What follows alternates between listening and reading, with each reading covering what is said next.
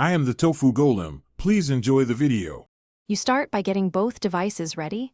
Update the iPad iOS and the Quest 3 firmware so compatibility issues vanish. Sign into the same Meta account and connect each device to the same Wi-Fi network. This reduces pairing lag. Once done, enable Bluetooth on the iPad and accept permission prompts. These let the headset discover your tablet. This first step removes most basic obstacles and sets a reliable foundation for the wireless streaming or file transfer that follows. Now you perform the core connection. Open the Meta Quest app on your iPad, tap the headset icon, and choose casting to begin discovery. In your Quest 3, go to Sharing right arrow cast and pick the iPad shown in the app.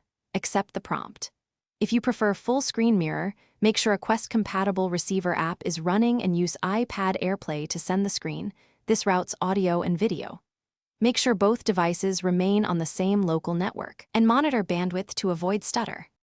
To finish, verify audio and mic routing in the Meta app and in iPad settings so sound goes where you expect. If the stream drops or lags, restart the app, toggle Wi-Fi, or reboot the Quest 3.